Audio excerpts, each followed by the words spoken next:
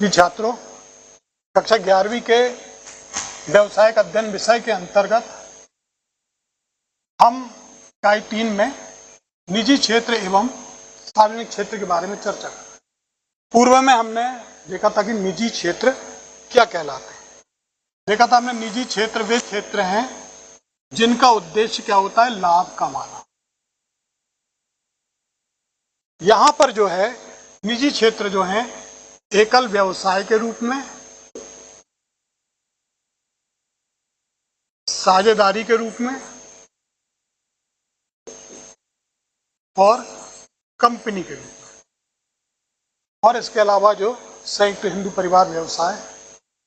तो यहां पर निजी क्षेत्र वे क्षेत्र हैं जिनमें पूंजी स्वयं की या निजी व्यक्तियों के समूह की लगी होती है और स्वामित्व भी उनका स्वयं का होता है। संपूर्ण प्रबंध और संचालन जो है वो निजी हाथों में। तो इसका हमने अध्ययन कर चुके हैं। अब यहां हम देखते हैं कि सार्वजनिक क्षेत्र क्या कहलाते हैं, पब्लिक सेक्टर। तो सार्वजनिक क्षेत्र वे क्षेत्र हैं जिसमें पूंजी शासन की, सरकार के द्वारा लगी होती है। प्रबंध एवं संचालन संबंधी जो भी व्यवस्था है वो सरकार के हाथ में होती है। और ये सार्वजनिक क्षेत्र जो है, जिस प्रकार से निजी क्षेत्र उपभोक्ताओं के लिए उत्पादन करती है, उनको सेवा प्रदान करती है, ठीक उसी प्रकार से सार्वजनिक क्षेत्र भी यहाँ पर उत्पादन करता है और लोगों को सेवा प्रदान करता है। तो हम विस्तार से आगे देखेंगे कि सार्वजनिक क्षेत्र क्या है।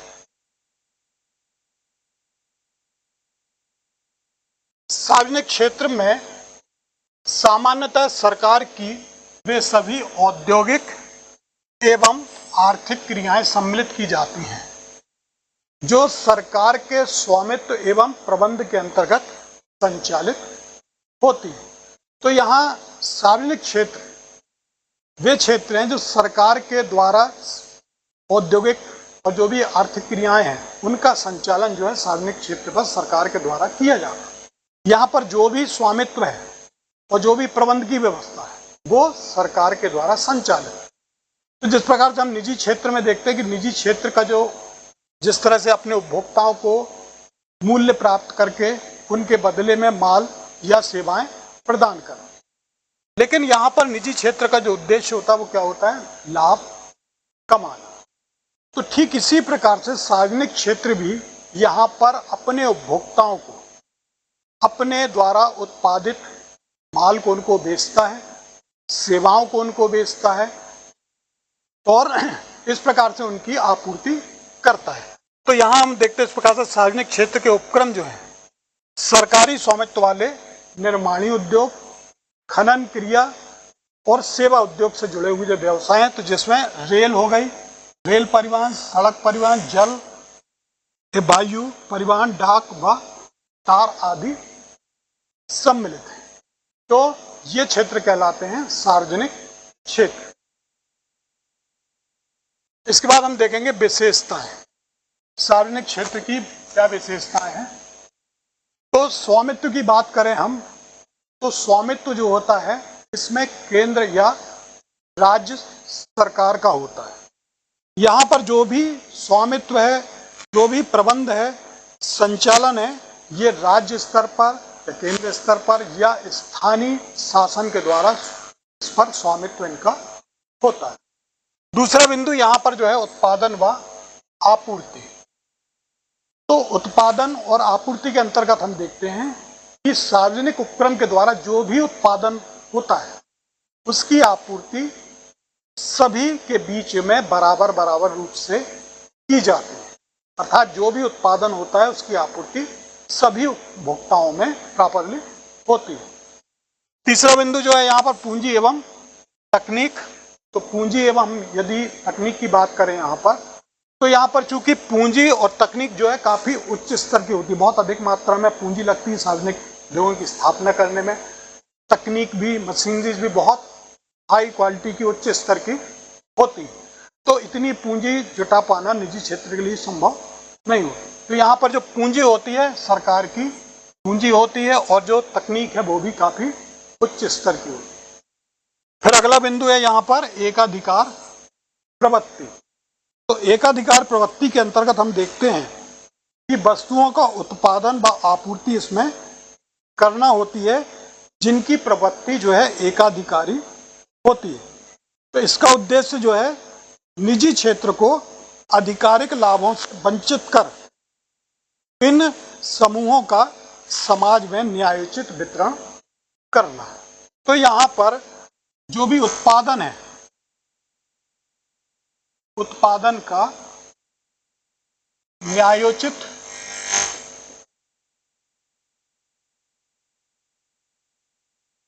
ढंग से समाज में वितरण करना।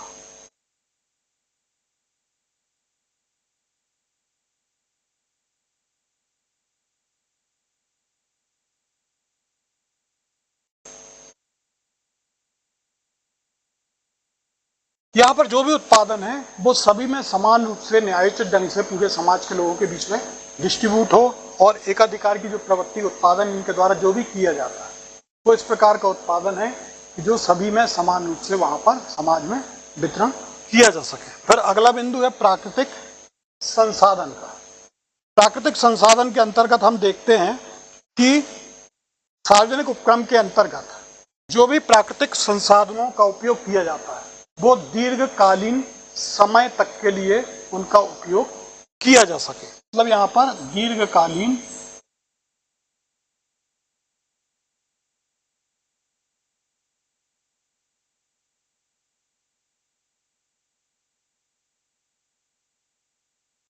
समय तक उपयोग किया जा सके।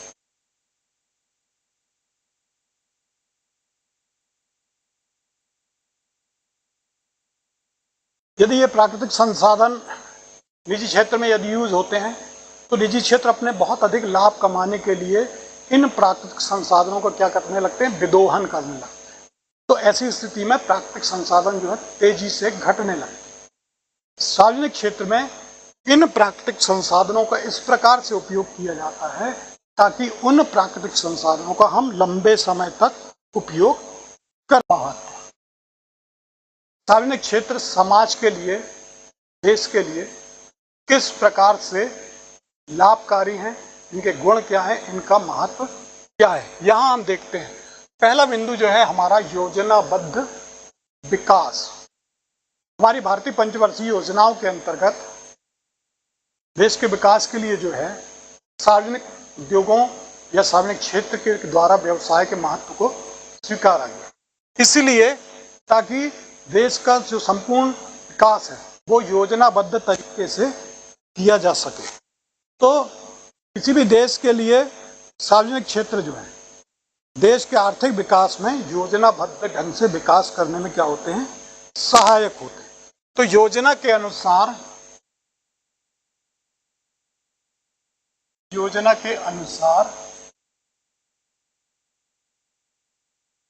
सभी क्षेत्रों में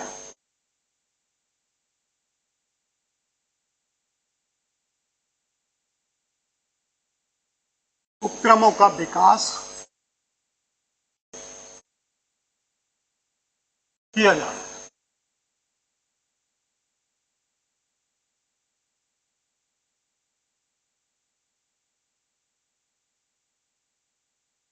तो इससे क्या होता है, देश का जो है योजनाबद्ध तरीके से विकास होता है।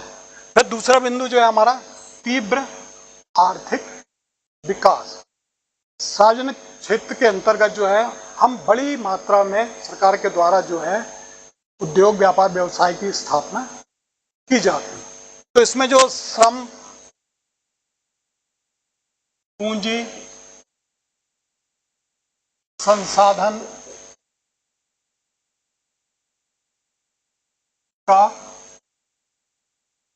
उचित उपयोग होता है।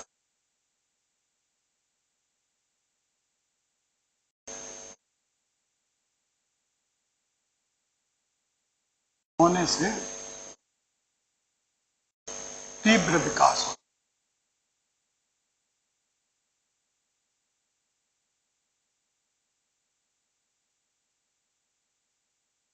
तो यहां पर जो है देश का तीव्र तेजी से श्रम पूंजी जो भी संसाधन है उनका बहुत बेहतर ढंग से तेजी से उपयोग होता है तो देश का तीव्र विकास होता है। फिर हम बात करें आधारिक संरचना का विकास, तो इसके अंतर्गत आधारिक संरचना के विकास के अंतर्गत जैसे कि रेल हो गए, आपके डाक तार हो गए, दूरसंचार हो गए, बैंकिंग हो गई, इन संरचनाओं का विकास जो है वो तेजी से होता है। तो रेल, सड़क, डाक, दूरसंचार,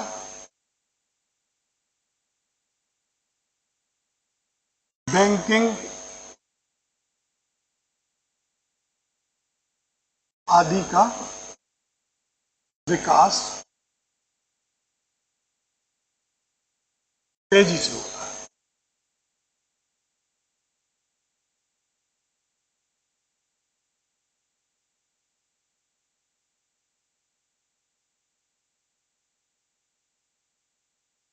जो भी आधारिक बेसिक संरचना है, सार्वजनिक क्षेत्रों के विकास से रेल, डाक, दूरसंचार, बैंकिंग, इनका तेजी से विकास होता है।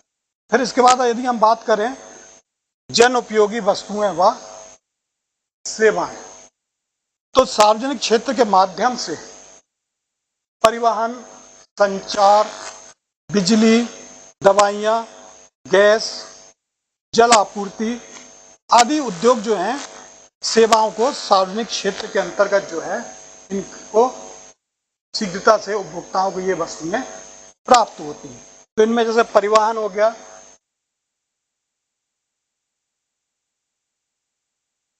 संचार हो गया,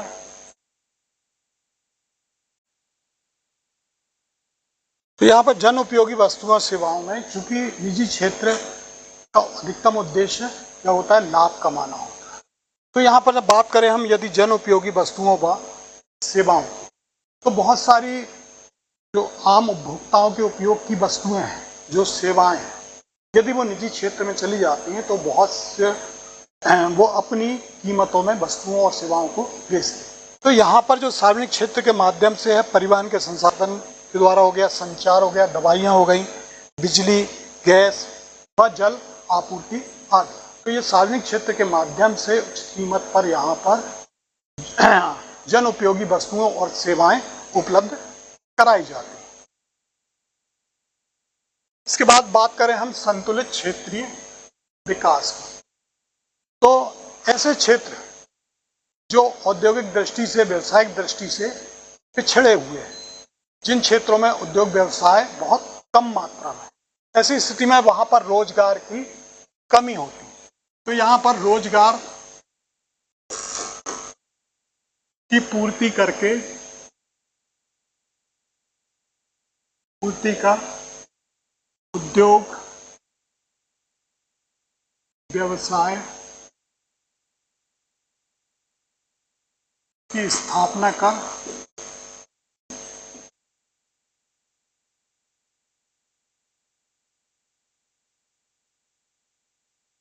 संतुलित क्षेत्रीय विकास किया जाता है।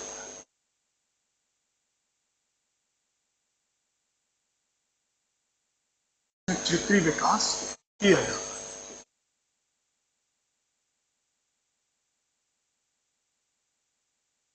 तो ऐसे क्षेत्र जिन क्षेत्रों में उद्योग व्यापार व्यवसाय बहुत कम मात्रा में है, तो उन क्षेत्रों पर सरकार के द्वारा विशेष ध्यान दिया जाता है और उन क्षेत्रों में उद्योग व्यापार व्यवसाय की स्थापना करके जो क्षेत्रीय असंतुलन है उसको दूर करने का प्रयास किया जाता है। फिर आगे हम बात करते हैं धन व सत्ता के केंद्रीकरण पर रोक। तो यहाँ पर चूंकि निजी क्षेत्र का उद्देश्य मुख्य रूप से क्या है, अधिकतम लाभ कमाना होता है। यदि सारे उद्योग व्यापार व्यवसाय निजी क्षेत्र को सौंप दिया जाए तो ऐसी स्थिति में धन व सत्ता का क्या हो जाएगा, केंद्रीकरण हो जाएगा। तो इस स्थिति से के लिए जो है वो क्या करेंगे, समाज का शोषण करेंगे। अतः इन उद्योगों को सार्वजनिक क्षेत्रों में स्थापित करके जो है धन व सत्ता के केंद्रीकरण पर रोक लगाई जाती है। सार्वजनिक क्षेत्रों में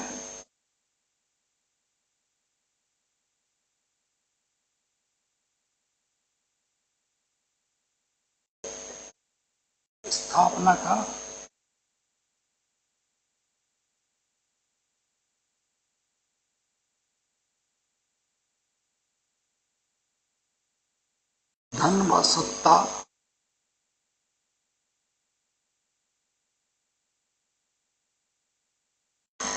के केंद्रीकरण पर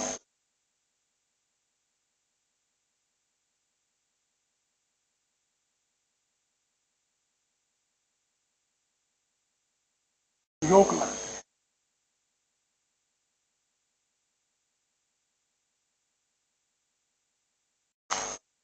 अगला बिंदु है अधिकतम रोजगार प्रदान करना।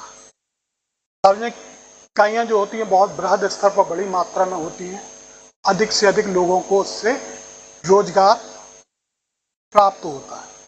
तो इस स्थिति में जो है रोजगार की समस्या को सार्वजनिक क्षेत्र के माध्यम से बहुत हद तक हल किया जा सकता है। रोजगार की समस्या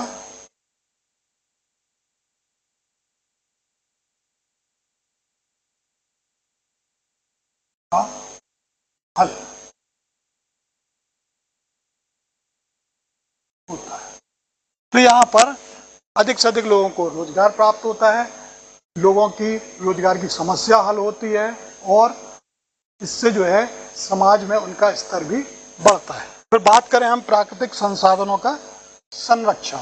जैसा कि पूर्व में बताया था कि निजी क्षेत्र जो है अपने अधिकतम लाभ कमाने के लिए प्राकृतिक संसाधनों का भरपूर जो है विदोहन करते हैं, एक प्रकार से शोषण करते हैं। लेकिन सार्वजनिक क्षेत्र जो है इन प्राकृतिक संसाधनों को दीर्घकालीन स्थिति तक उपयोग तक बनाए रखने के लिए करता है। तो सार्वजनिक क्षेत्र के माध्यम से जो है यहाँ पर प्राकृतिक संसाधनों का संरक्षण होता है।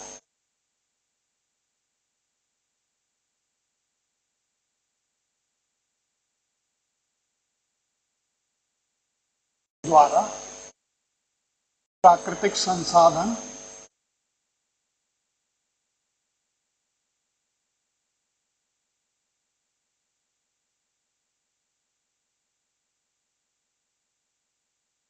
बेहतर उपयोग।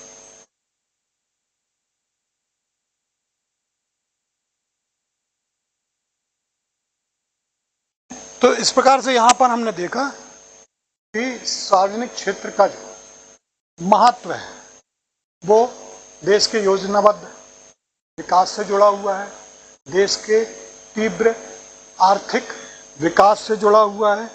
वहीं सार्वजनिक क्षेत्र के माध्यम से जो है आधारिक संरचना का विकास होता है, साथ ही जन उपयोगी जो वस्तुएं हैं और जो सेवाएं हैं वो आम उपभोक्ताओं को प्राप्त होती हैं। वहीं संतुलित रूप से क्षेत्र का विकास होता है। ऐसे क्षेत्र जिन उद्योग क्षेत्रों में रोजगार के अंतर्गत जो है विभिन्न उद्योग स्थापित नहीं है, वहाँ पर जो है सरकार के द्वारा उद्योग और व्यापार व्यवसाय की स्थापना की जाती है और उस क्षेत्र का संतुलित रूप से विकास होता है। वहीं धन व सत्ता का केंद्रीकरण पर रोक लगती है, साथ ही अधिक से अधिक मात्रा में रोजगार की प्राप्ति होती है और प्राकृतिक संसाधनों का जो है बेहतर ढंग से उपयोग होता है।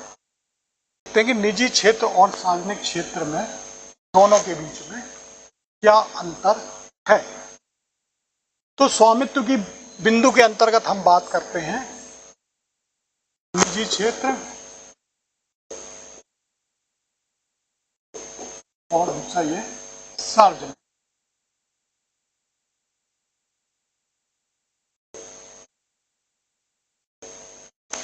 पहला बिंदु जो है हमारा स्वामित्व का।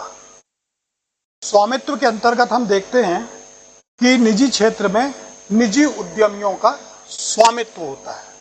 तो निजी उद्यमियों का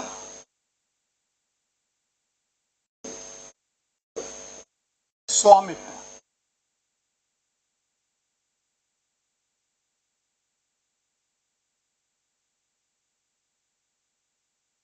यहां पर जो है निजी उद्योगपति जो है, निजी व्यवसायी जो है, उनका यहाँ पर स्वामित्व होता है। जबकि यहाँ पर जो भी स्वामित्व व प्रबंध है, स्वामित्व व प्रबंध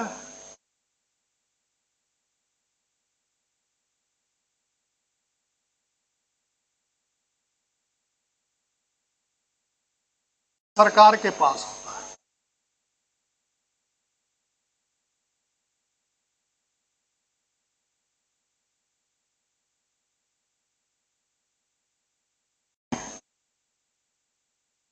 पहले बिंदु के अंतर हम देखते हैं कि यहाँ पर जो है स्वामित्व के अंतर्गत निजी उद्यमियों का स्वामित्व होता है, जबकि इसमें स्वामित्व सरकार के पास होता है।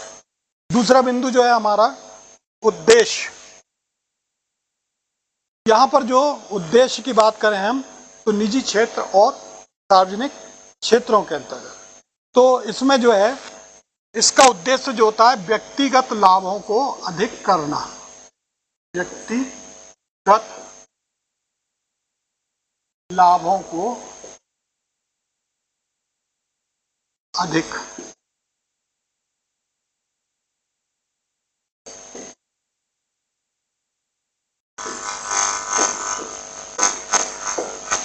यहां पर जो उद्देश्य की बात करें हम, तो निजी क्षेत्र का उद्देश्य क्या होता है? व्यक्तिगत लाभ को अधिक करना, अर्थात अधिक से अधिक लाभ कमाना जो है इनका मुख्य उद्देश्य होता है। जबकि सार्वजनिक क्षेत्र का जो उद्देश्य होता है वो तो क्या होता है? सामाजिक लाभ को प्राप्त करना। सामाजिक लाभ को प्राप्त करना।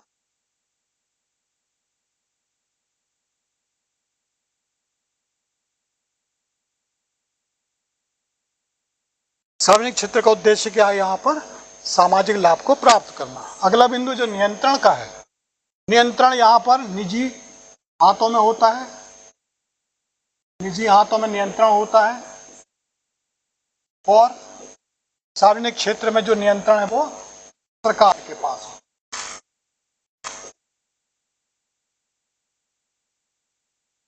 सरकार के पास होता है। तो नियंत्रण की बात करें हम, तो निजी क्षेत्र के अंतर्गत जो भी नियंत्रण है वो निजी उद्यमियों के पास होता है, उन्हीं के स्वामित्व में होता है, जबकि सार्वजनिक क्षेत्र में जो भी नियंत्रण होता है वो सरकार के पास होता है। अगले क्रम में हम बात करें संतुलित विकास की, तो यहाँ हम देखते हैं कि निजी क्षेत्र में जहाँ लाभ होता है, पूंजीपति या उद्योगपति उसी क्षेत्र में अपने उद्योग व्यापार व्यवसाय की स्थापना करते हैं। जबकि सार्वजनिक क्षेत्रों में ऐसे क्षेत्र जहां पर रोजगार पर्याप्त मात्रा में उपलब्ध नहीं है, ऐसे क्षेत्र जो पिछड़े हुए हैं, उन क्षेत्रों में सरकार के द्वारा उद्योगों की स्थापना की जाती है। तो इस स्थिति में क्या होता है कि देश के सभी ऐसे क्षेत्र जो आर्थिक दृष्टि से पिछड़े हुए हैं, उन क्षेत्रों में उद्योग की स्थापना होने से देश के सभी क्षेत्रों का संतुलित तरीके से विकास होता है। दूसरी बात करें हम यहाँ शोषण की, तो निजी क्षेत्र में जो है बहुत अधिक मात्रा में शोषण का भय बना होता है। क्यों? क्योंकि निजी क्षेत्र जो है उनका उद्देश्य अधिकतम लाभ कमाना होता है। तो इस स्थिति में बेरोजगारी व शोषण का भय जो है निजी क्षेत्र में हमेशा बना रहता है। जबकि सार्वजनिक क्षेत्र में सार्वजनिक क्षेत्रों की जो स्थापना की जाती है वह रोजगार वृद्धि के लिए की जाती, ताकि अधिक से अधिक लोगों को रोजगार प्राप्त हो सके। फिर प्राकृतिक संसाधनों की हम बात करें, तो लाभ की अधिकता के कारण लाभ की अधिकता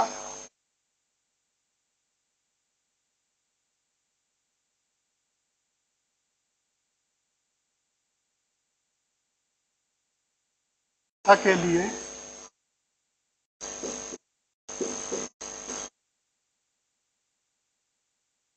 प्राकृतिक संसाधनों का अनुचित ढंग से उपयोग किया जाता है। प्राकृतिक संसाधनों का अधिक व अनुचित उपयोग होता है।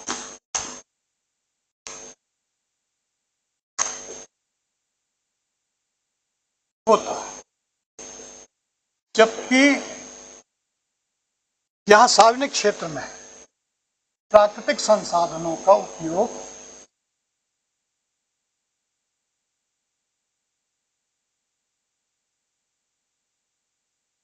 प्राकृतिक संसाधनों का उपयोग बेहतर ढंग से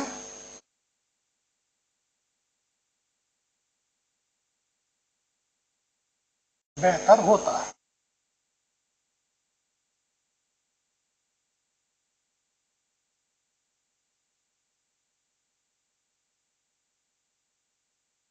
यहाँ पर जो है प्राकृतिक संसाधनों का उपयोग जो है सार्वजनिक क्षेत्र में बेहतर ढंग से होता है। इसके बाद हम बात करें धन व सत्ता के केंद्रीकरण की, तो निजी पूंजी होने से जो है यहाँ पर केंद्रीकरण होता है। निजी पूंजी होने से केंद्रीकरण हो जाता है।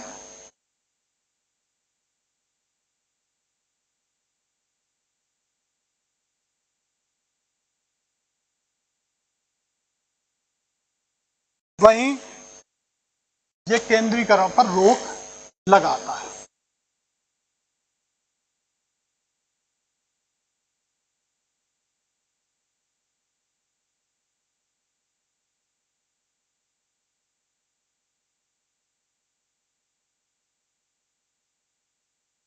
तो इस प्रकार से हम यहाँ देखते हैं कि निजी क्षेत्र और सार्वजनिक क्षेत्र में जो अंतर है, स्वामित्व के आधार पर हम देखते हैं कि निजी क्षेत्र में पूंजी स्वयं की लगी होती है, जबकि सार्वजनिक क्षेत्र में पूंजी शासन की लगी होती है। उद्देश्य की बात करें तो निजी क्षेत्र का उद्देश्य जहां लाभ कमाना होता है, वहीं सार्वजनिक क्षेत्र का उद्देश्य जो है वो सामाजिक सेवा करना होता है। नियंत्रण की बात करें तो यहाँ पर निजी क्षेत्र में नियंत्रण जो होता है वो निजी घातों का होता है, जबकि सार्वजनिक क्षेत्र में नियंत्रण सरकार के द्वारा होता है।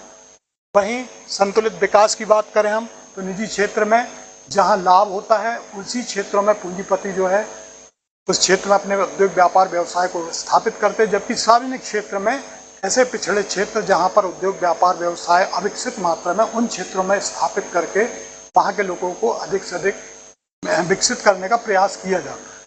वहीं शोषण की बात करें तो शोषण में जो है आपके निजी क्षेत्र में बेरोजगारी व शोषण का भय बना रहता है, सार्वजनिक क्षेत्र में जो है रोजगार वृद्धि होती है, अधिक से अधिक लोगों को काम मिलता है।